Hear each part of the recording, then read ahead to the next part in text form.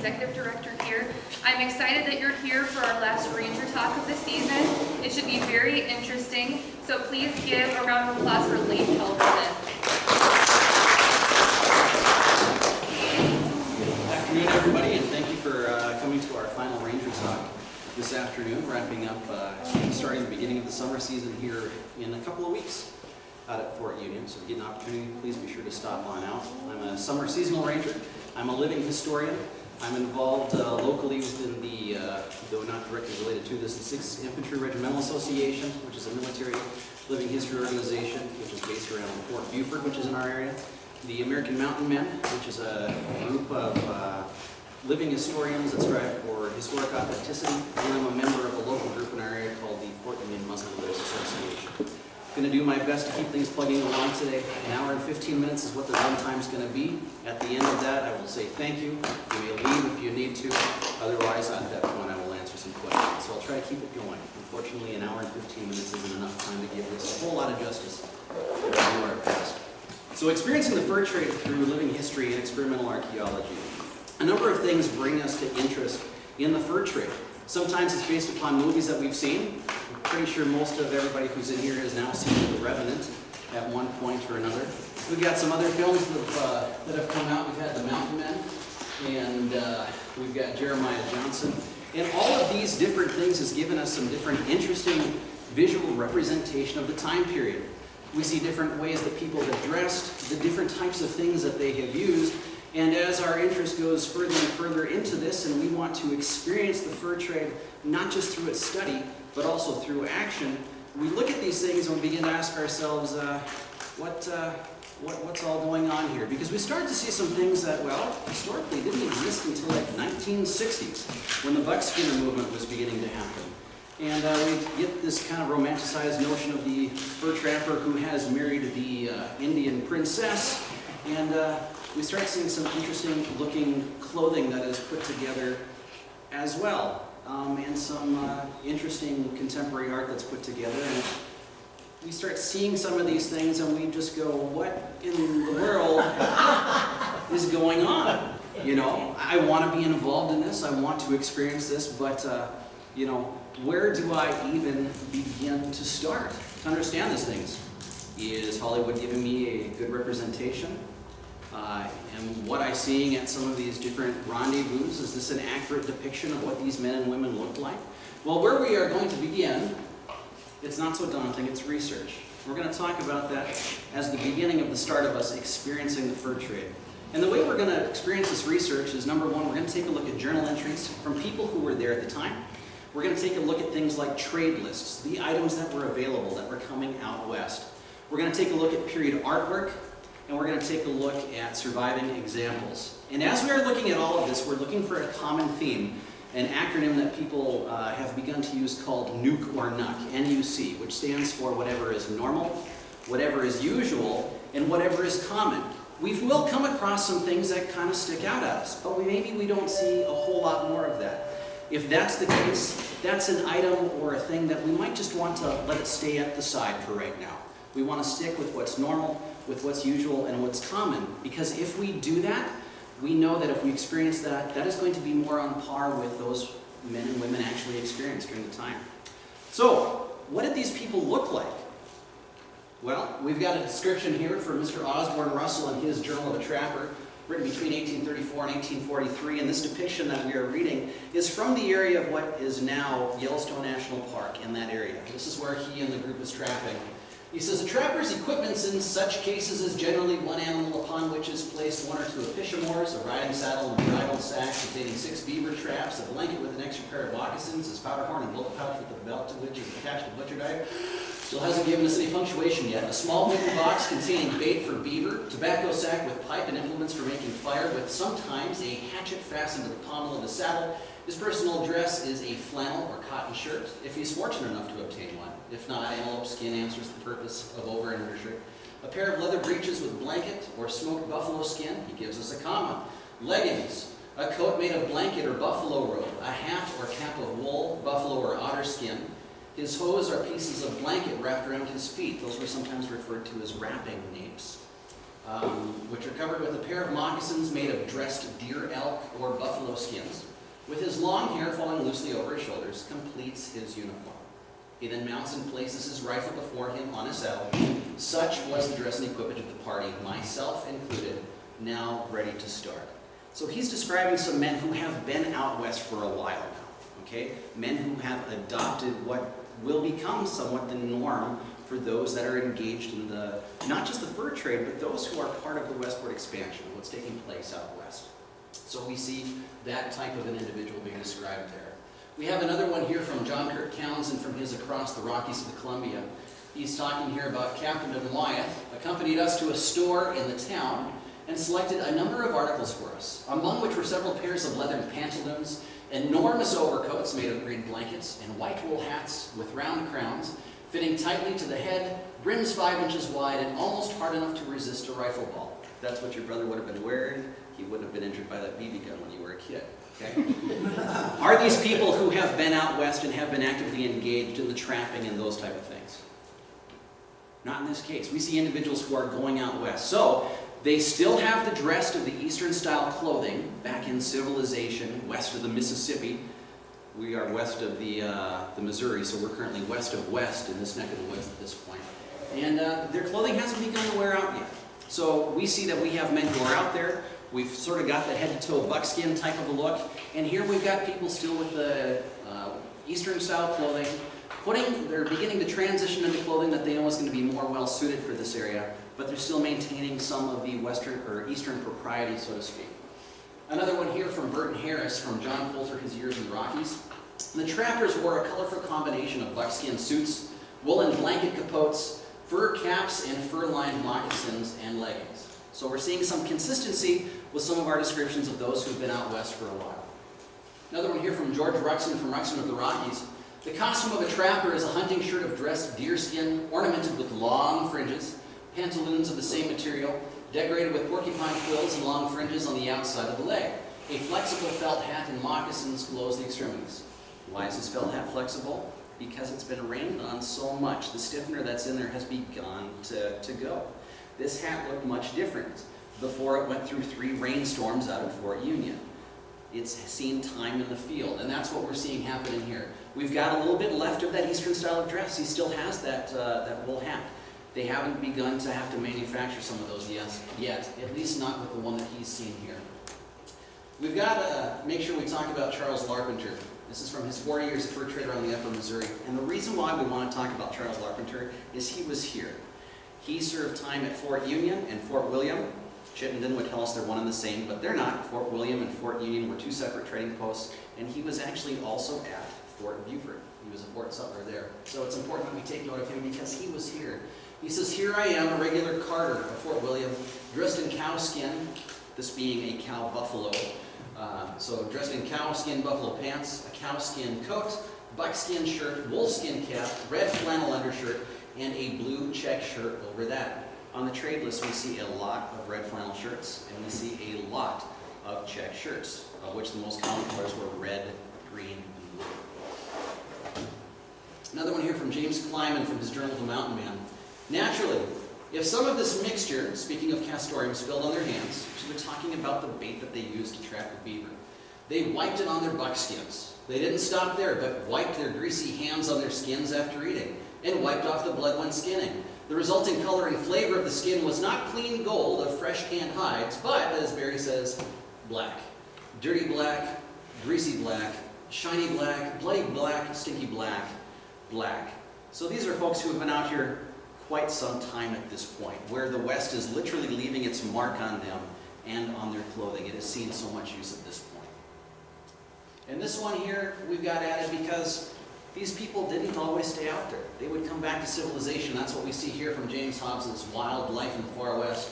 He said, that evening the men, having received their pay, threw away their old buckskin suits. Why? Bloody black, stinky black, black. And appeared once more in the style on the streets, in the style of the clothing of that time frame. What are the fancy lads sporting in the streets? Well, that's what they've changed into. Now he goes on to give us a little bit more information, which I've notated down here. He's talking about what happens just as they're coming into town. They've shed the buckskins and they've gotten new clothes. And afterwards, they went to a masquerade party, but declined to wear masks and would not check their guns at the door. Okay? The West has begun to leave its mark on these people. These items, these implements that they have been using for so long, it's not just a mere trapping. This has become a part of them. And they don't dare go anywhere without this, because this is how they eat, this is how they protect themselves, and they don't dare go anywhere without it. This is by them at all times. So many times you will see it's either in the hand or it's right by them. It's always within arm's reach type of a thing, all right? The West has begun to leave its mark on these men. Trade lists. This is another way that we know what they looked like. This comes from our Fort Union inventory, trade order in 1831 for 1832. So it goes out 1831. 1832 is when these goods are going to arrive, and these goods are going to be arriving on steamboat. This is the first year that steamboat arrives at Fort Union. And on here, this is not an exhaustive list, but gives us an idea as far as what they look like. We've got vest buttons, coat buttons, stroud cloth, save-less stroud of those different colors, blue castanet, capotes, surtouts, which is a type of jacket or light coat in these different colors, pantaloons, the color of blue, a mixed assortment, castanet, which is a type of fabric, summer and Russian duck, vests, so we see we still have some of that Eastern propriety with them as they are being sent to the trading post Fort Union. Vests, bright lively colors, cloth vests and drain grab, collars lined with scarlet, gilt buttons, Scotch bonnets, woolen gloves and mittens, wool socks, white and colored, red flannel shirts, there we see it again, fancy calico shirts with bright colors, cotton check shirts, we see that again now, plaid domestic shirts, black silk handkerchiefs, which is going to be wrapped around their necks, India bandanas, a bunch of different bandanas that are being used around their neck and sometimes kind of wore in a turban style around their head, though we see our Canadian engagés doing that more than the others.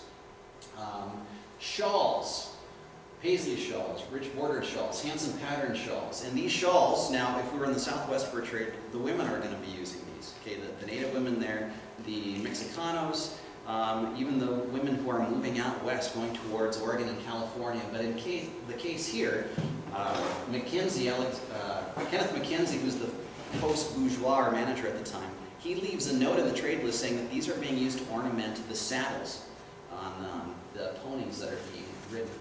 Black Aurora men's hats, black wool hats, white wool hats, cotton suspenders, men's shoes, men's fine brogans. And when we talk about these brogans, this is of the style of shoe that we're accustomed to seeing with those that fought in the American Civil War. That style of shoe. It's a very old style of shoe, and we see it here as well. Common brogans. Fancy calico and bright patterns, stout cotton check, bleached shirting, and Russia sheeting, which is like Carhartt on crack. It's made of hemp linen with cotton duck canvas. If we make a nick in it, we can rip it straight down. With Russian sheeting and with Russian drab, we can't. You have to cut all the way down. It is a very dense, hardy material. And Kenneth Mackenzie leaves us another nice little thing, which is nice for guys who are shaped like me. He says, please to bear in mind that the men who migrate to this country are, or ought to be, large, strapping fellows. Clothing should be selected of proportionate dimensions. Surtouts and shirts especially have hitherto been sent suitable only for the undersized men. In other words, you're sending us too small of stuff, and our employees and us, we can't use it. So you got to send us bigger stuff, because we've got burly men who are out west here.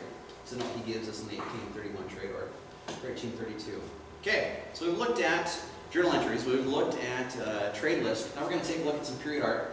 This is from A.J. Miller, and one of the reasons why we look at him is he was actually along with Mr. William Drummond Stewart, who is this gentleman right here, on their way and during the 1837 rendezvous. So he was there, he saw these men, he saw what was going on, and he documented them through art.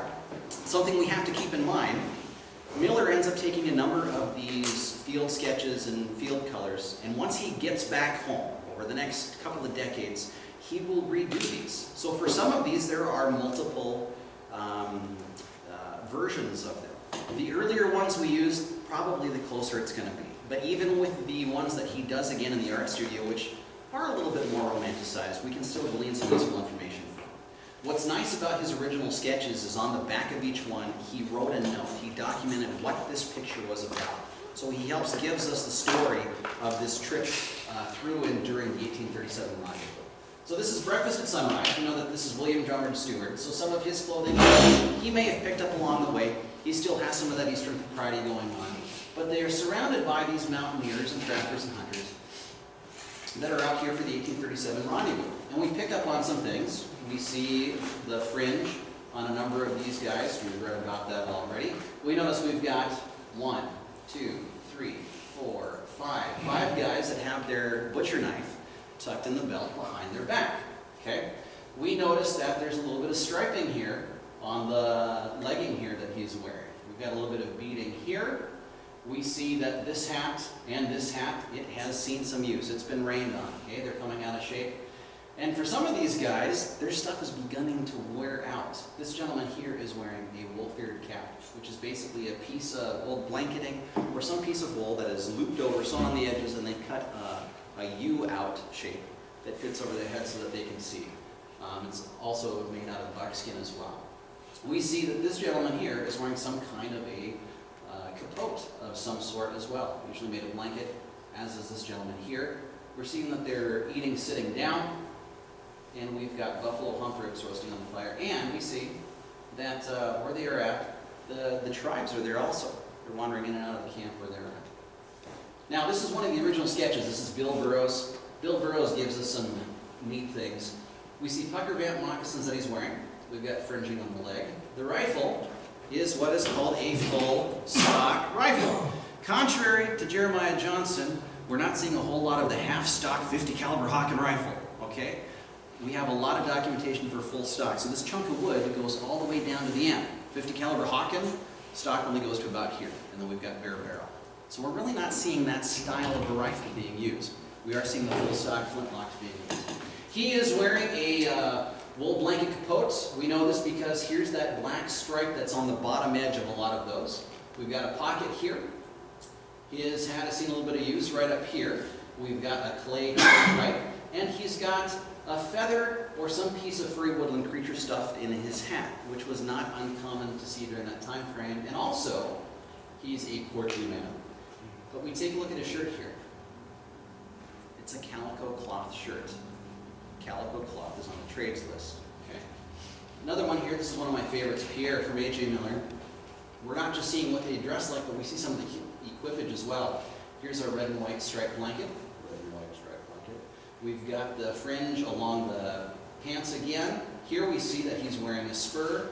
We see the pucker vamp here on the moccasins. Here's his full stock rifle. He's got his butcher knife here. Here's a quirt, which is basically a whip with a handle.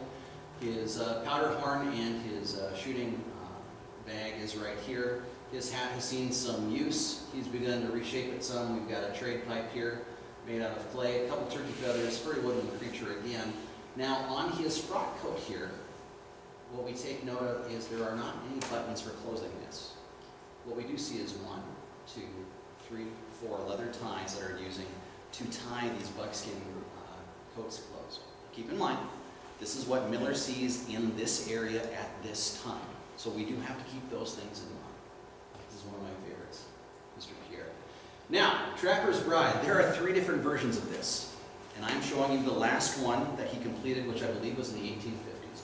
And the reason why is we see some detail that we haven't seen as clearly. The gentleman here is wearing a wool-eared cap of his own manufacture. The gentlemen, again, have got long flowing hair. They've been out there for a while. His blue capotes. This is not a box-style one, where basically you wrap this piece of cloth around you and a box that you hook onto the edges with a hood that comes up with the cloth fringe on the side. Though we do see that more in western Montana, believe it or not, with the Blackfoot Nation. We see that come out in about the 1880s.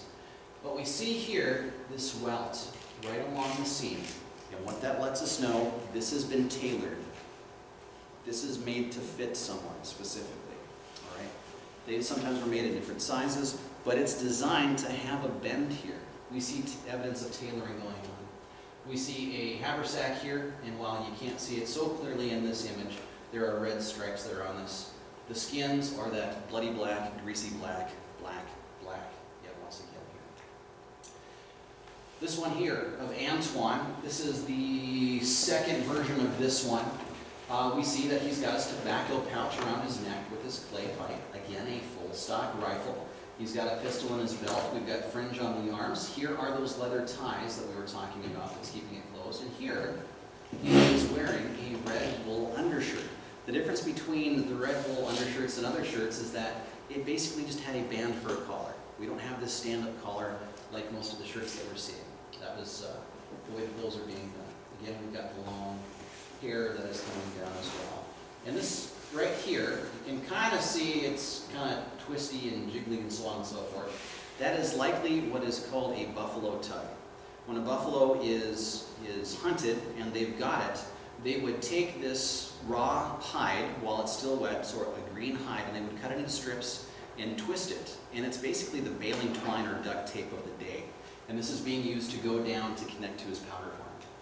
We've got some other individuals too, and I'm really glad that the Heritage Center used this picture for the promo. This is from George Caleb Bingham. This is 1845, so we're getting a little bit later in the time period. But we're seeing this river travel. We are seeing the riverside, the transport side of the fur trade. So these are people who existed simultaneously with what we would consider the mountain men. And we see here, we've got this drop shoulder pattern. Instead of your seam being right up on top, it's going 5, 6, 7, 8 inches beyond the shoulder, and then you've got the sleeve. Very indicative of the time frame. Red stripe, blue stripe. Kid's got his shooting bag here. Again, full stock rifle. He shot a duck, and if you really want to document a black dog on the Missouri River, there you go. Another one here by Caleb Bingham, 1846, Boatmen of the Missouri. These are individuals who still have a tie to back home. They still have a tie to the east. Even though they're going out west and they are bringing the shipping stuff back from the fur trading posts or other places along the Missouri River, they're still holding on to some of that eastern propriety. And we see that by the style of dress they've got. We've got the drop sleeve shirt, which is very common for the time period. He's wearing a top hat that has seen better days. These both may be straw, they may be felt, not quite sure. We see the red cotton bandana neckerchief. And one of the reasons also why we know they're still holding on to some of that eastern propriety, they have taken off their vests and their tailcoats and they're resting there. Okay?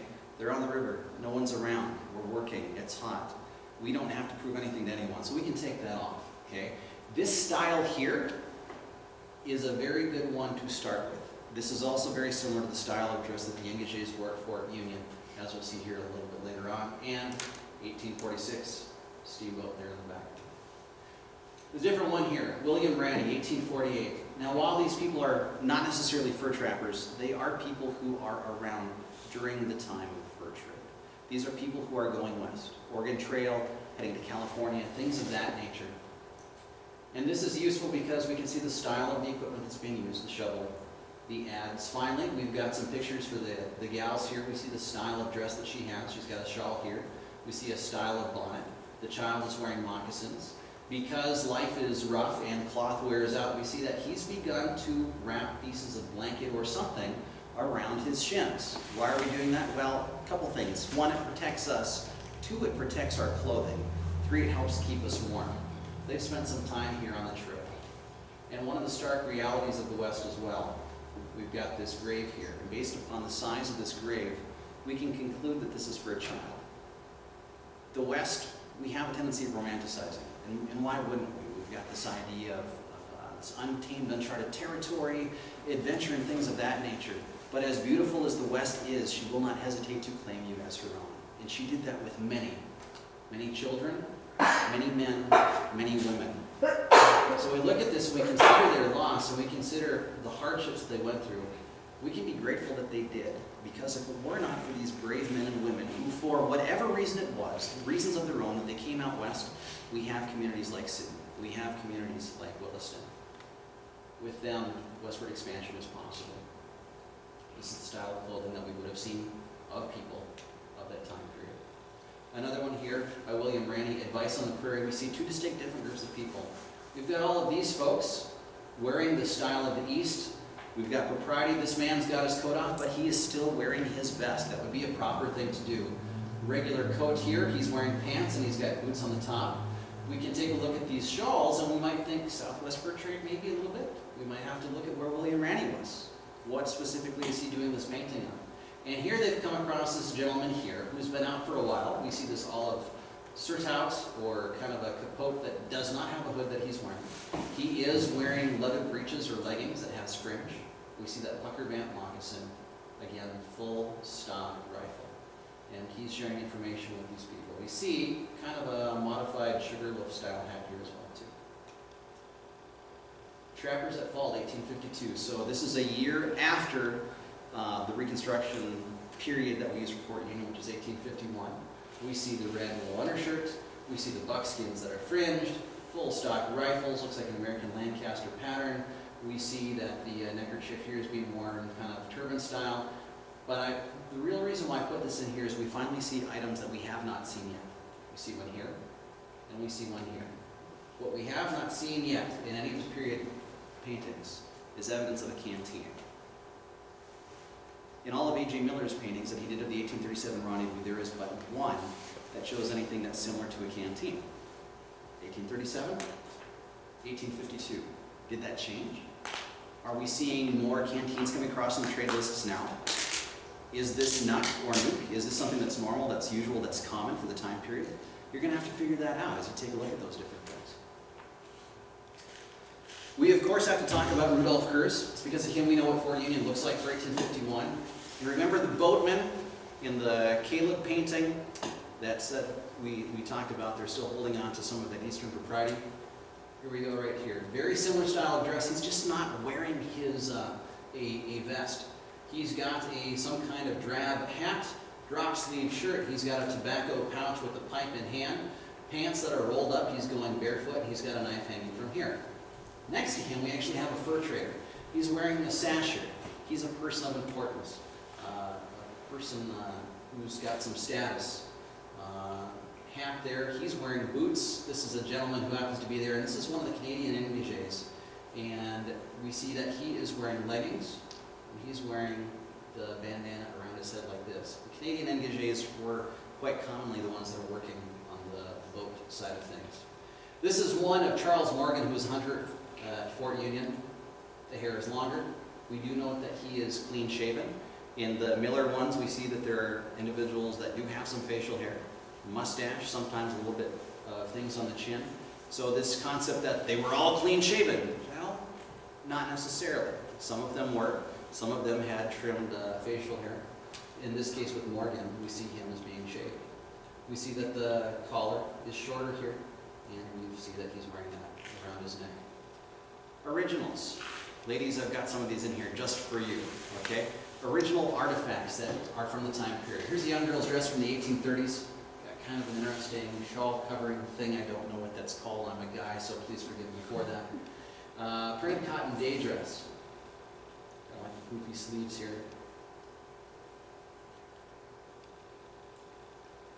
It's a woman's day dress from 1836, a calico cloth.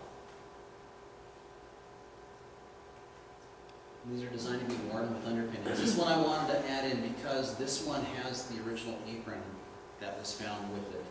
And we've got two very large pockets in the front. Thin strand that goes around the ties in the back.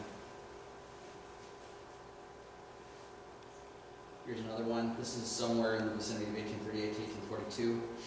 And this kind of reminds me of the hunter frock that the men are wearing over there. And here's a calico work dress, 1835 to 1860. So for Fort Union, something like this would be very appropriate. It's a wrapper style dress, tied around the middle, buttons up the front, and we see this here, okay? That is not sun damage. That is not from being bleached by the sun. This is a gal who either almost had enough material to make herself a work dress, or something happened, and this was a slightly different, lighter shade of calico cloth that she used to mend her dress. A place like Fort Union, if you're working, though while there were no European women there, except for one that was on a steamboat, we don't know what she looks like because she never gets off and keeps on heading west. Of that time frame, people, families that are moving west, this would be very common for the style of dress. And when you're out and about and you are going, you are going to use what you've got to mend the things that you have. And here's a bonnet, 1840, 1850, and it's got cording in it. It's got 3 sets of 5 strands of cording to give it structure. You guys are using balsa wood, right? The ones that you're putting together? Yeah, or just slat bonnets. Okay, slat bonnets. Okay, men's shirt, 1790s. This same style of shirt will get used, but some things change. In particular, the height of the collar. This is a taller collar, and it's got 2 buttons here. We see this check pattern here. 2 of them here. 1810, taller collar. 1840s, shorter collar. Okay, the cuffs are a little bit longer than usual, but if this is being made for you, you can have it made however long you want. Maybe this person just wanted to have longer cuffs. This year's 1780, going back a little bit, but I wanted you to be able to see an example of calico cloth that was being used to be made into shirts of the time frame. Now this is Great Lakes. This is over by Michigan, Wisconsin, and parts of Canada. Narrow fall pants. You've got a narrow section right here, 3 buttons, and it falls down. You got to take care of things. We've got buttons up top for the braces. This is going to be riding higher up on your body. Here's a closer one of cotton ticking, 1820s. And what we see here, this is a gusset. So one of the ways that you would adjust the pants, we see sewn spot here, here, here, and here. A piece of cotton twill or a piece of buckskin would go through there, and you'd use that to kind of cinch up like your shoes. That's how you would tighten it around your waist. And we see the stitching here and here for the buttons in the back and in the front for the braces. Here's a well-used set. What's interesting here is we can count. Now, this is all the same type of fabric. 1, 2, 3. We've got 3 different types of striped linen that's being used to patch this puppy back up. This is front fall, so it's not narrow. It basically goes from seam to seam. Here's a set of buckskin ones. We've got these straps that go down around the bottom of the legs.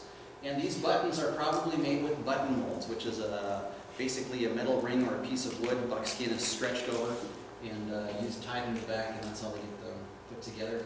This is of the Métis style. Métis is a people group that is recognized in Canada, but not in the United States, though they do exist in the United States. And this is what happens when those of European descent meet the native culture. And their offspring is known as the Métis, a very proud people group. We see fringing. We see that this is front fall, and we see those loops again on the bottom. Vests, 1840. This roll style collar, herringbone pattern, couple of pockets. It is lined. Here we've got beef hide shoes, kind of look like slippers, don't they? This is the kind similar to those that the Canadian boatmen were wearing. Sometimes they're referred to as solar debut, or shoes of beef. Here's those brogans again. 1807, these are actually out of Canada. This set was never worn. These are what's called straight last. There isn't a left and a right foot. They're both the same size. You grab 2 of them, get yourself a pair of brogans, courtesy of the Museum of Fur Trade. And here are these pucker vamp moccasins that we see in Miller, Granny, and Kate's Wears, all 3 of those that we looked at. This is what they look like. And as popular as those were, if we consider where we are at, this side seam style is very common and would have been available at Fort Union. For example, this here is from the Hidatsa. It's part of the Maximilian collection that he collected between 1833 and 1834. He's actually out at Fort Union. He brings with him, as we know, Mr. Carl Bodmer, who was an artist. That painting that is used on the rendezvous posters, that is done by Carl Bodmer during the same time in which he is collecting these artifacts. These are made of buffalo, porcupine quills for ornamentation. And if these are ones that they have purchased from the native women to be sold at the post, they are made like this. They're not finished. It's kind of a one-size-fits-most. You would buy them unfinished like this, then you would slide your foot in, and you would, or someone else, would stitch up the back and complete the moccasin for you. This is the style that I most commonly wear. Not everything had pockets, so the result was this slit pouch. This one's made out of buckskin. Mine's made out of Russian sheeting. This is the answer to not having a pocket. You have a pouch that has a slit. It goes over your belt, something around your waist. You've got a slit in there so that you can get the stuff that's on the inside. Mine's got a pocket knife, it's got brass snare wire, and it's got a fire kit. You need to always be able to start fire. Those frock coats, this one here is Robert Campbell's. We notice no buttons. Some real nice porcupine quilling. Here's another one from the 1830s. Again, no buttons. We do see pockets though. We don't necessarily always see them. So we consider again, Is it nuck? Is it normal? Is it usual? Is it common? Do some more research on that. The capotes that we talk about, this is the Snows Hill capote, and it's called that because of the style of blanket. You've got this large stripe and then a thinner one at the top and the bottom. That's the Snows Hill pattern. And this again is not that boxy style. This one is actually tailored. See that on the arms? This is tapered in here so that you've got some excess in the back as you're going. This does have a couple of buttons on it. And it's got a hood. And Lisa, Kim, and Madre, your capotes is based upon this pattern. It comes out of the Great Lakes era. And we're seeing these 1820s on into the 1840s. Headwear. Balmoral cap. Remember that picture that we looked at, Morgan? This is what he's wearing. Sometimes it's also referred to as a clerk's cap. This is from the Museum of Fur Trade. Those bandanas, this is what they look like. Again, courtesy of Museum of Fur Trade. And this is an original one here that's resist dyed. Mine is a reproduction based upon this example. What did they use and what did they eat? Well, we're going to take a look again, do our research, we're going to do our journal entries, we're going to do our trade lists, our period artwork, surviving examples, and we're going to constantly be asking ourselves, nuke, is it normal, is it usual, is it common, as we're looking at these different examples.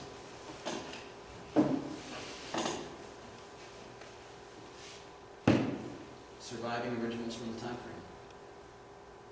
The brass kettles, oftentimes these are being brought in what are called bales or just bundles that are oftentimes wrapped up with a lesser quality blanket or a lesser quality buffalo robe or things like that. They were sold in nests, kind of a Ukrainian doll affair. Or, like when Mom used to sport the Tupperware things, if enough sales were done, she could collect the whole 5 set that all fit inside each other with the lids on top of them.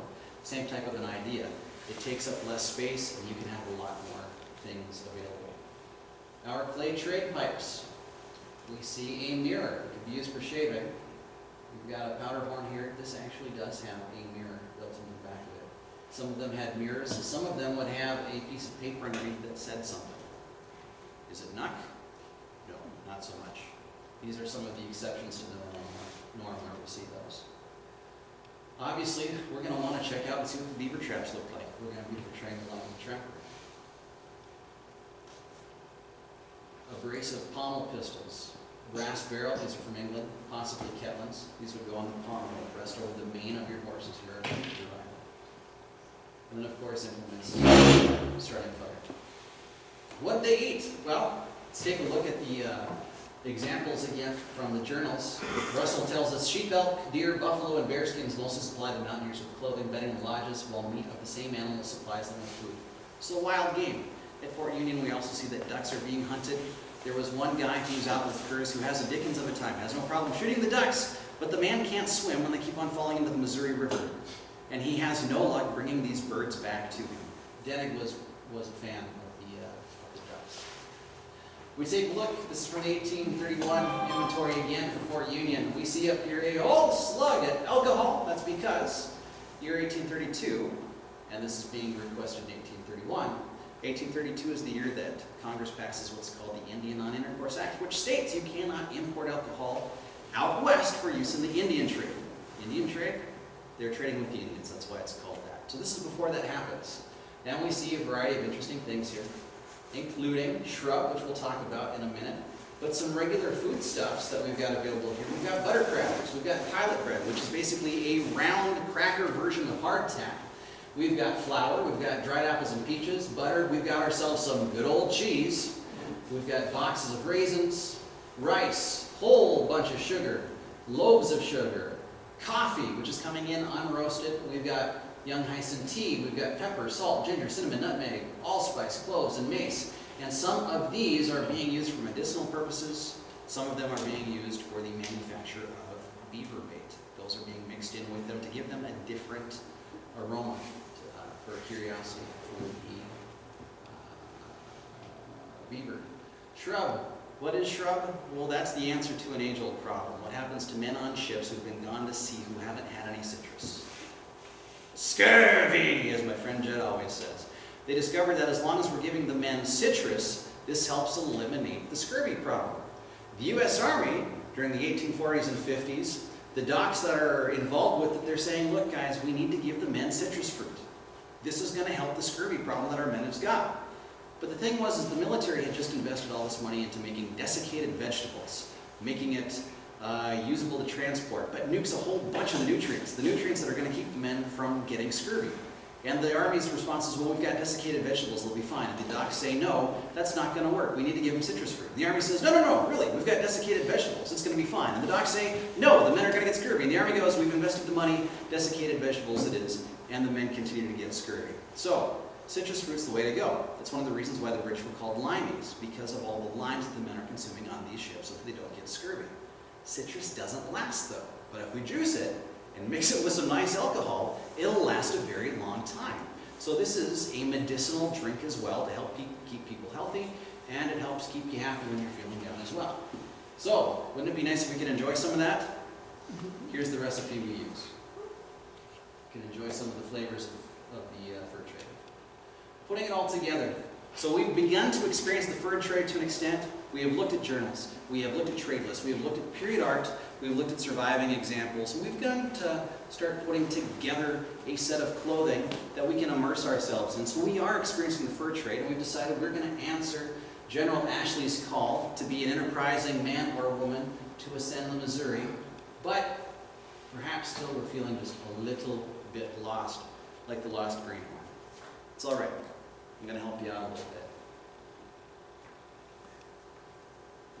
Snow silk quote pattern here on the nose.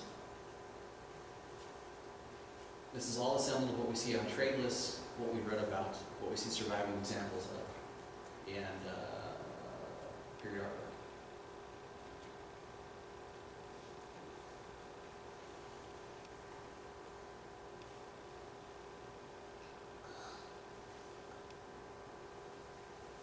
All the implements for taking care of your rifle here.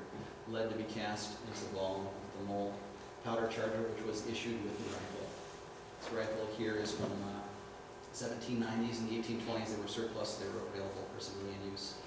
We see the round oval fire steels, lots of those in the fur trade inventory. Implements for making fire, and this is of the U style, which we nicknamed 14U because of how many were style in there. And the decoration on the shooting bag is of the style that we see in the Miller paintings. We've got hemp rope. We've got ourselves a hygiene kit. We've got that tobacco pouch. I have decided that I am going to use a canteen. This is a style that was available at Penn Sport later on in the 1840s. And because health and safety and things are something that we do have to keep in mind as an EMT, and not wanting to have to deal with wonderful things like giardia, I am going to make an exception in this case. Another thing I can do is I can boil water to purify it in my lidded copper kettle, which is over here, and put it in my canteen. These are the cinch straps off of a saddle. What are we going to use those for? We'll find out. Shaving boxes, razors, brushes, mirrors, these are all on the trade list for Fort Union. People are shaving, and these are being bought. And of course we've got soap. Reproduction beaver trap, reproduction muskrat trap, and a lot of these are being delivered to Fort Union as well. Our bait bottle, brass wire for snaring, a pretty standard point blanket. So we've experienced that. We've experienced the fur trade through our research, kind of a high lofty tower type of an era maybe, but we're understanding more about these men, what they looked like, the things that they did, and the women that are there as well. So what exactly is experimental archaeology? Well, I describe it like this. Experimental archaeology is using the dress and equipage of the time period to engage in period activities that we might understand more about the past. Experimental archaeology is using the dress and equipage of the time period to engage in period activities that we might understand more about the past. Now, we can't discount the knowledge that we've gained so far. We've put a lot of time in, okay? We've got kind of the Cliff Notes version of how it's done, but we've learned some things today, and we can't discount that. This is good, usable information. But if we actually do this and engage in those activities with what was available at the time, we can better understand that knowledge that we have learned, and maybe even understand why some of the things look the way they do, or why they were done the way that they were done. Here's another reason why. Lord Baden-Powell puts it this way: a week of camp life is worth 6 months of theoretical teaching in the waiting room. Now, is that theoretical teaching in the meeting room a good thing? Yes. Is it beneficial? Absolutely. Are we better off having it? Yes. We can better use that information if we go in the field and put it to use, so that we can understand how it's to be used. Okay? And that's why we do that. And in the process of experimental archaeology, we're going to develop some period skill sets. You can learn about leatherworking, making your own moccasins or shooting bags, the sheath for your knife that you've got. You might learn about blacksmithing, where you are making reproduction period traps and trap chains or tools. I made the screwdriver that I keep in my shooting bag for taking care of my rifle by blacksmithing. Sewing, learning about how to make shirts, the pants, the capotes, the headgear. Because after your equipment wears out, while you're out, you're going to need to be able to patch up the clothing that you've got, or be able to manufacture something while you're out on the trail. Cooking. How in the heck do you cook over a campfire? I know a lot of people who cook by color. Some of it's on purpose, some of it's not. Cooking in the hearth at the trading post that you're at. No, that wasn't a dog on you. Using a reflector oven, which was available at Fort Union. We've got documentation in 2 different times in the trade list where they purchased these tin kitchen reflector ovens. Brain tanning. Taking that deer that we shot this past fall with our flintlock or your modern day rifle and turning it into usable leather for different projects. Indian Sign Language, universal communication, where even though we may not be able to speak the same things, we can use this universal hand signs to communicate with each other. And it's also an easy way for you to talk to your wife about when we're having supper, when you've got girls that now know what words you were trying to spell, but they don't understand what you're saying with your hands. Making camp. How do you put it together? How do I build a shelter? How do I stay dry? Rain's coming. I might want to dig a little bit of a trench around the perimeter of my shelter that I've put up so that as the water comes down, it goes into that ditch and goes away. Okay? The different chores, collecting firewood, and games. Games were a part of camp life. Up here, as we know, cribbage is kind of king on the Upper Missouri for us, but Spanish Monte was also a game that was very popular, a card game. 4 cards that are down, and you would do some betting as to what kind of cards were going to go down. Very popular game, especially in the southwestward trade. Trapping, the art of it, and the fur handling. So we begin to engage in some of these tasks. I've got a flour ration. How do I prepare it? I've got water. I've got a board. We've got this next to our coals, and that's how I'm going to cook it. I wanted to use this one here, especially since this was going to be the Weekend of Stones Rendezvous, and this was from the one that she had a couple years ago. So this is from the Crocus Blossom Rendezvous a couple years ago. Coffee. It came to us green. It had to be roasted, and then you'd throw it into a piece of leather, smash it with the back end of your axe or the butt of your rifle so that you've got the ground so you can make your coffee. Char cloth. What if I run out? I'm going to have to be able to make some more. What if I've lost my tinder box? Well, I'm going to take my cut up scrap cloth. I'm going to dig a little bit of a hole, cover it with dirt. I'm going to build a fire on top of it. And after the fire is burned down, I'm going to pull it back out of the ground and I've got my char cloth. Survival is an important thing, especially when there's not a whole lot of game. But if we've got game trails, we can use the sticks to funnel them towards the noose, and we can hopefully catch a rabbit or 2 so we can keep ourselves fed. What if the Indians stole our horses, and all I've got left is my saddle and my gear that's laying on the ground? This was a common problem. Well, we can use these period items and these period skills to come up with a solution. I know how to manty up gear because it's what we've been doing this whole time anyway, to put everything onto the pack animal so that we can get out of Dodge and move on to the next place where we're going to be trapping. So I'll take my gear, I'll wrap it up in the canvas that we've been using for the gear, and I will manty it up, just like what we're going to do to pack the gear out. I'm then going to take my cinch straps off of the saddle, and I'm going to put them through like a set of shoulder straps so that I can have all my gear and head on down, and hopefully we can get some more horses. Do we have documentation for this being done? No. We do know that there's a problem of this happening. We do know that men are going off to trap individually, and they have to have their gear with them. How is it being done?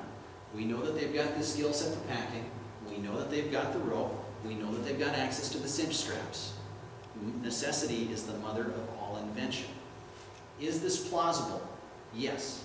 Can we prove it definitively? No, but I can present it as a way that a person could help solve that problem. We begin learning more about the lives of these men.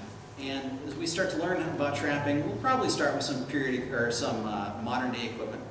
And we have some success. This boy is excited. That beaver was heavy, let me tell you what.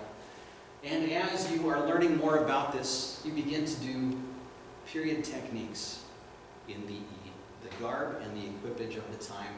And you begin you're learning partly why some of these guys are dressing differently. Here, I've got my full pants going on. I'm getting all kinds of soaked and stuff like that. This next time, this is in October. This was the largest beaver I've ever caught. You'll notice I'm not wearing pants, but I am wearing these wool leggings. Okay? I decided not to share the pictures of me wearing the breech clout, wading through the water. Now, through doing this, through experimental archaeology, it makes sense to me that if you are spending so much time in the water, we might want to dress in a way where we don't have to worry about being soaked all the time. It makes sense to me that when it's warmer time, we switch into our red wool breech clout, where we can wade through the water, set our traps, crawl out and put on a set of leggings, go to the next spot, hop out and do it all over again. It also makes sense to me that as it gets colder, as was the case here, to be wearing a set of older pants or knee breeches to wade through the water, and I pull on these wool leggings. Can we prove it definitively? No, we can't. There's not necessarily any documentation for that. But is there a problem for the people of that time frame? Yes, it was. Was there a possible solution? Yes. Is this a possibility? Yes, it is. Can we prove it definitively? No, but I can understand the hardships and the things that these men were going through experimenting with these different things. But it's not just trapping them. That's just not part of it, because we hear about the skinning and the butchering and all of that goes on as well. So for us to truly experience the fur trade through experimental archaeology, sometimes, well, history's gross. This man, before this picture was taken, said with such enthusiasm that only a trapper for the AFC, or a fellow living historian, could understand and appreciate when he shouted, "Check out the size of these casters!" Now, here's the plume down here, the knives that are being used, all period equipment. The trap that was used is a period trap. The tail's over here. Some meat has been removed. The beaver provides us with the means to trap more beaver through the castor glands. These are not reproductive glands. These are glands that produce castoreum, which also incidentally has been used in the making of perfume, and is also used as medicine. We do have documented cases where people have been shot and they have put the beaver bait on them because in the chemistry side of what the beaver has made in its castoreum is similar to things like aspirin or Tylenol. So it does have a bit of a medicinal purpose as well. They produce castoreum to mark their territory. So we're going to take this, we're going to put this in our bait bottle. We might add in some of those spices that we saw at Fort Union. Might add in a little bit of alcohol, mash it all up so it's the consistency of a mustard. And we've made the beaver medicine, or the beaver bait, as it is. But for us to truly experience that sometimes, well, history is gross.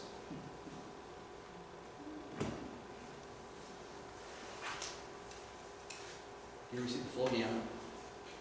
It's been skinned out, it's been fleshed. Now they're going to hoop it, finishing it off. And there's the completed beaver plume that's going to be dried. And it was not uncommon, if they did not have access to a lot of game, they would roast and eat the beaver meat as well. A little salt, a little pepper, maybe some cayenne. Tastes a little gamey. In the words of Kim Koenig, tastes like muskrat, even though it's beaver. Haven't tried muskrat yet. But apparently beaver tastes just like muskrat.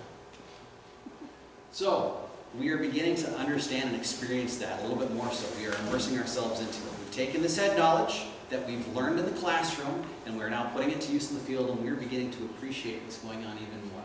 That brings us to living history. Well, how is that different than experimental archaeology? Living history is using experimental archaeology to teach others that they might better understand the past. In other words, experimental archaeology is for you to learn through action. Living history is for those around you to learn through observation. By golly, did he just use Indian Sign Language? Yes, he did. Living history in action. Okay? Experimental archaeology for me, I am learning that and experiencing it myself, but you, the observer, are learning through the power of observation. Experimental archaeology is for us to learn through action. Living history is for those around us to learn through their observation of us engaging in experimental archaeology. Kind of cool. Now, living history can be a very good thing for us. And it's important that we conduct it in a good fashion. And the reason why is any more people are so visual and they will latch onto those visual things. So we want to make sure that as people engaging in experimental archaeology in a setting where people can observe us and learn through living history, we want to make sure that it's right. Here's a case example that has affected Fort Union already. We've all seen The Revenant, pretty groovy film. There's some hilarious inaccuracies, like the repeating flintlock pistol, for example. But people have recently stopped into the fort, have conversations with their rangers, where they're asking questions, and they refuse to accept the information given because, well, that's not the way it was in The Revenant. Yes, but this is the way it was. We understand that, but that's not the way it was in The Revenant. And they will take what Hollywood has given us as, don't mean to be sacrilegious by this, but gospel truth about the fur trade versus what actually happened. So, we want to make sure that the information that we are conveying to people are correct through the living history programs that we do, that they might be properly instructed. And some people will say, well, they'll never know the difference. Well, I'll know the difference. And as a teacher, I want to make sure that they're taught the right thing. Because otherwise, you end up with some rather interesting looking things with a bunch of things being said that never actually happened, never actually existed. And we owe it to ourselves, that visitor, and the men and women who have come before us to properly portray their story that people might better understand the past. Through living history, we can make a site like Fort Union come alive, where it is a visual history for them. We can set that stage that people can go back in time just for that hour and a half while they're there. Get just a taste of it. Is it going to be exact? No. But is it going to give them a glimpse of what it could have been like? Absolutely. Might they come back? Maybe not. Might they read about it again? Probably not. They might if we're lucky. But if we can give them a good example, they'll at least have that information, and that information will be correct.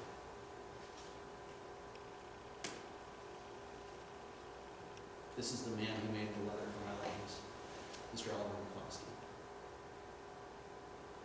Experimental archaeology through the forge, through the blacksmith shop, using period equipment to put together the hand cart.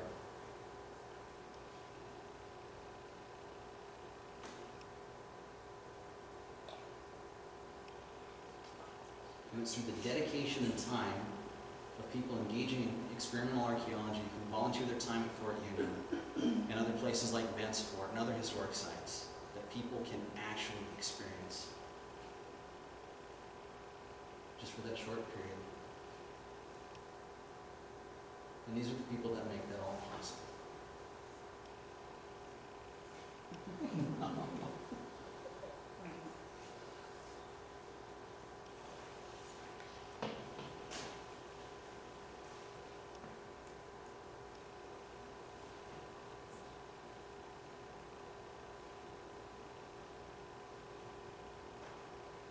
We've come a long way in what I'm hoping is still an hour and 15 minutes. It's really not enough time for me to actually give the subject justice. I had an hour's worth of material, and still it only covered about a third of what I wanted to, and I had to redo this several times to finally get there. But we've learned a way that we can be on the right track. We've learned about research through the use of journal entries, through trade lists, through period art, and through surviving period artifacts. We know that we want to constantly be asking the question, Nuke, is it normal? Is it usual? Is it common? We've now taken that information that we've engaged, or that we've gotten, and have experienced the fur trade in that capacity in the teaching room, and we have now put that to use in the field that we might better understand the past. And in doing so for the public, we can enable them to experience the past through living history, through them observing what's happening. As you keep on doing this, I encourage you to document your journey. Leave a record for others like the men and women before us have. I want my kids to understand what was happening while I was gone. Now the point's going to come in the not too distant future where they're going to be able to experience that with me at places like on the banks of the Sharpeville Creek, or when I go out into the woods by myself. I'll be able to take my kids out and they'll understand that. But I want their friends to be able to understand it. I want my future grandkids to understand that. I want them to understand why it is I'm doing this. And I want them to know about the people that I get to experience this with. I do keep my field journal online on my blog, www.montanandakotan.blogspot.com, where you can keep up with what's happening on the Upper Missouri. Free trapper versus company man. As I was first beginning post-grade school and junior high, where I had two very wonderful teachers, Mrs. Avis Hansen, who's no longer with us, 6th grade, who taught us Montana history, and then an 8th grade, now retired teacher, Becky Kalovig, who taught me about the Corps of Discovery, taught me about Fort Union, taught me about Fort Buford, and helped foster this idea of what the West was and the fur trade and wanting to know more about that. And then later on, different events I would be at, I would end up meeting a couple men, one of whom had a dog sled and a set of dog sled dogs, which you need for a dog sled. It would be weird if you were using things like goats in that case. And a gentleman who was talking to us about the life of a fur trader inside a chapel at the UMM camp for Boy Scouts, and he shared with us parched corn that helped foster this wanting to know more about the past. When I walked into this later on in life, I had this Hollywood concept of a free trapper. Now, these were men who did exist. There were a number of them. A number of them who sometimes would work with each other, but oftentimes were by themselves, and they often died alone. And it was at a point in my life where I needed a win for me, and I wanted to prove that I could make this thing on my own. I needed that as a solid win. But the further and further that I went into this, and the more and more I learned that by and far, this whole free trapper thing didn't pan out for most of them.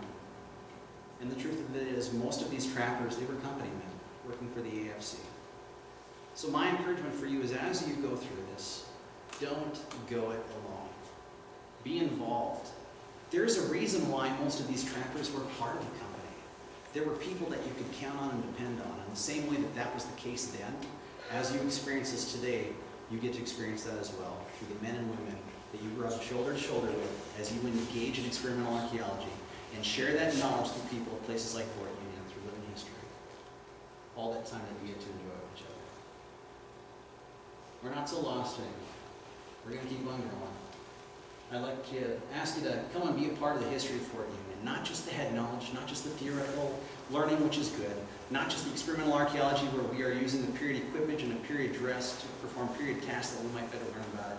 Not to then just use experimental archaeology to share with people through living history, but to be a part of the continuing, ongoing history of what's currently going on at Fort Union Trading Post National Historic Site. Thank you for coming this afternoon. At this point, I will gladly answer any questions that you've got. Feel free to take off. It's taken me a long time to do this. But while I answer your questions, if you want to stick around, I'm going to engage in a little bit of living history for you.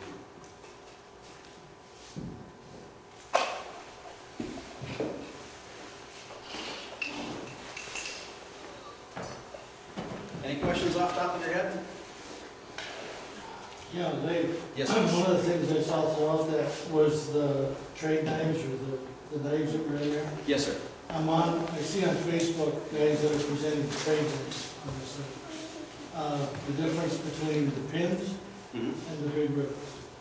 Okay. Flat rivets. The rivets are going to be, it is more contemporary to now. They're still old, but at this point you're talking more as you're getting closer through the century, between the 1800s and the 1900s. Pins are very common. On the scalper blades, there were usually 2 or 3 pins, and this is not a full tang knife, so that piece of metal is only going partway into the handle, especially on those scalpers. While they may have been used for scalping, that was just incidentally the name that they gave them. This kind of a curved blade, which then goes into a handle. That's a scalper style knife. Your butcher knives, 4-pin, 5-pin, 6-pin, as if that changes over time. But once you get into the rivets, we are getting into a more contemporary time. Beyond 1850?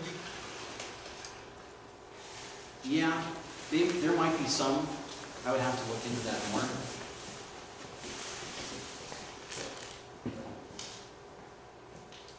Shaving on the trail is not always so fantastic. We've got here some soap from the Boston Indexical Soap Company. They were founded in 1821.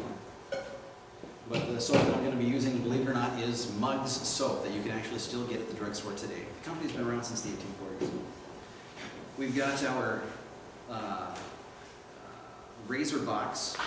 This is made off of one from Ticonderoga, I believe it is. And this is actually a period straight razor. And on the back of these was actually a leather strap, piece of leather on there, so that you can strap your razor before you do your shave, and that's how you would prepare it. Now, the shaving mug that I have down here is not necessarily such a huge fur trade thing. It is available towards the tail end of where it's going like gangbusters. This one style is very common during the 1850s and 1860s, at the time of the Civil War. Just for the sake of ease, that's why I am using this one for us today. Trade mirror. These are the period dimensions that was being used for this style. And this example comes to us out of Minnesota, believe it or not. 1840s, 1850s, and even a little bit earlier. So these are things, oh, this is actually a period shaving brush as well. I have replaced the bristles in it though, with board bristles. But even though we've got a little bit of difference here, it's important that I tell you that you're seeing this is probably not something that they're going to be carrying with them. It's important that you know that. But I can use this to help give you an idea of how this can be done in the field. How about Castile soap? Castile soap is around, yeah.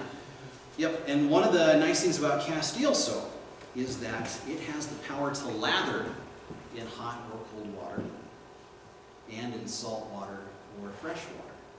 So especially if you are involved with naval shipping and things of that nature, we've got a little bit too much water in here, I think. That's going to be used by an awful lot of sailors because they're still going to be able to get it to lather. Other soap, not so much. So Do you think Castile soap would be something that was brought out west? I think that the potential is there. I know that out east in the early days, 1750s, there's a lot of it that's being brought there. Is it coming out west at that point? Possibly. I would have to look at more trade lists to get the idea of that.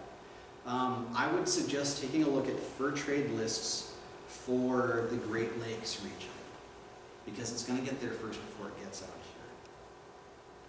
Okay, so I've got myself a little ladder.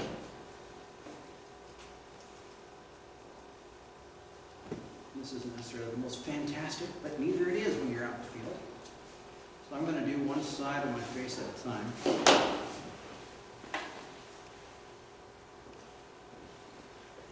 And the shaving soap of the time frame was not near as luxurious as the stuff that we've got today.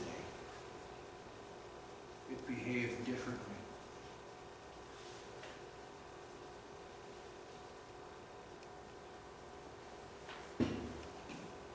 I just realized one more thing that I know where it is.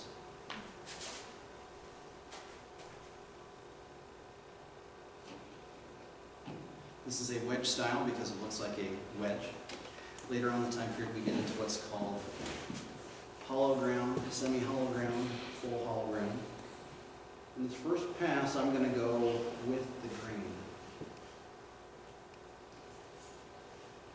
Now, with a hollow ground razor, you get a lot more audible feedback of hearing it slice through the whiskers.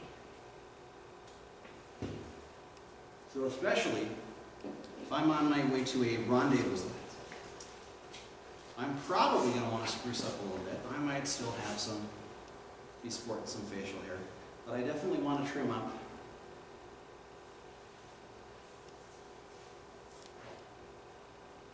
Maybe I don't care at this point. Maybe I've been west that long that it just doesn't matter as much to me.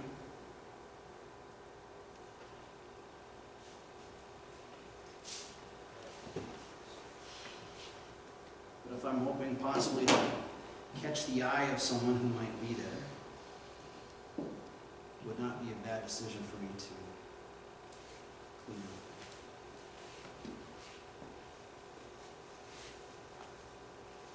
Or possibly, depending on how long I've been out west, I still have some of that sense of Eastern propriety.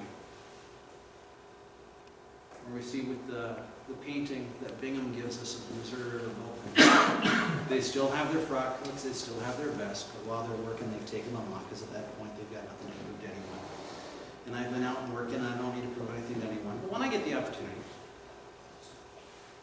I'm going to clean up.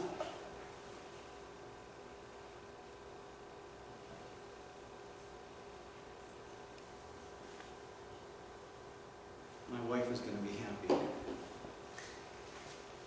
because I've got a couple, 2-3 weeks without shaving, just so I can show you guys.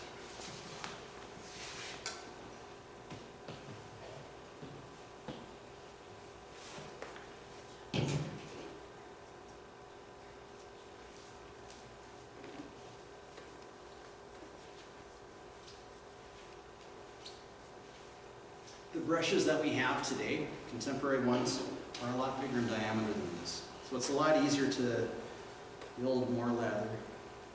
Takes less time. But just like today, and the people that are so mesmerized by the visual, because I saw it on TV, that's the way it must be, you know, things were different then. It took more time. And when it comes to straight shaving, it's not a process that we want to rush. There's a reason why these things are nicknamed cutthroats. And now, because of the way that I have learned to shave with a straight razor, I've got to switch hands. This left hand is my non-dominant hand.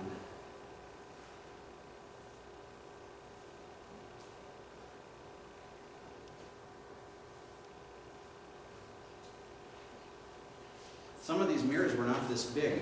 If you stop in at Fort Union and take a look inside the display case in our visitor center, you may notice a round, white-backed cylindrical mirror. It's only about that big. Now, a lot of times, the tribes are treading for those, and they're using them as an ornamentation on their clothing. But we do see there is a surviving example of the Museum of the Mountain Man, Pinedale, Wyoming, where there is a leather sheath a straight razor goes into, and one of these round mirrors are tucked into a piece of leather there on that is being used as part of a field shaving kit. So imagine trying to shave with one of those.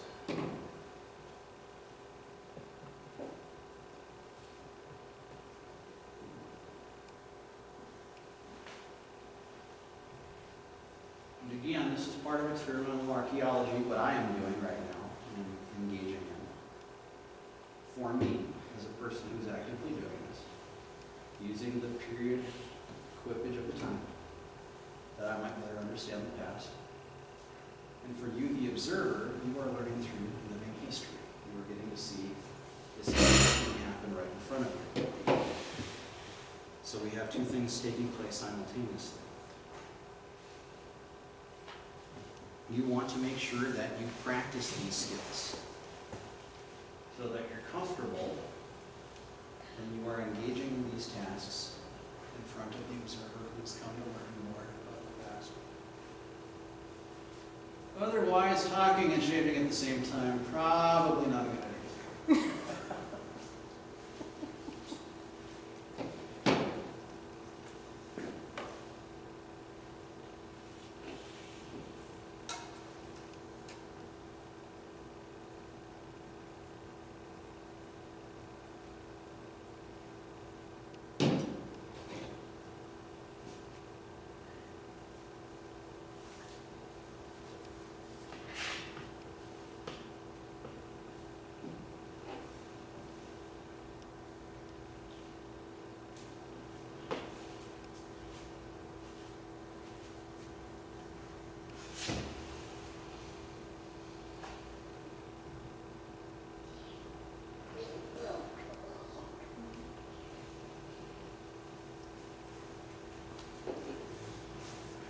So the more we do this, the point comes where stropping this razor is going to cease to give us a usable edge, which is going to make shaving a major bummer. It's going to be downright painful. So we consider that. What am I going to do? Is this a problem that they would have contended with? Yes, it is. What are my possible options? There were a number, besides just razors, that were available at the time. We've got other articles, we've got other implements that were available for us to use.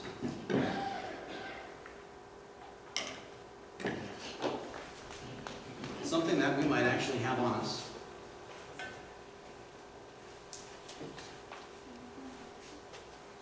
We know there were a lot of needles, we know there was a lot of thread, or even scissors. And you can still get these today. They are very similar to what was available then. We have what are nicknamed China scissors. And how this is different from the way it was then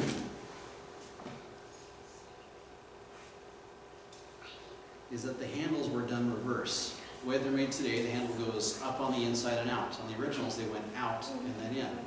But this is still very much the same style of type of scissor which was available. It makes sense to have something like this with you. It's lightweight. This is how I'm going to mend things.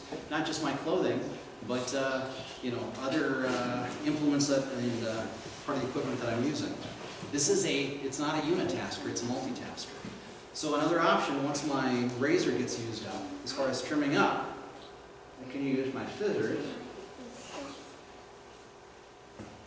to help trim up the facial hair. Now, can I prove this definitively? No, I can't. I do know that people know what haircuts are. I do know that 1700s on the 1800s and to today, we still give people haircuts. I do know that people understand the concept. And it would make sense that if my facial hair is causing me issues, I'm going to want to do something about it. And scissors is going to be a much better option than using a knife, which is a very poor choice.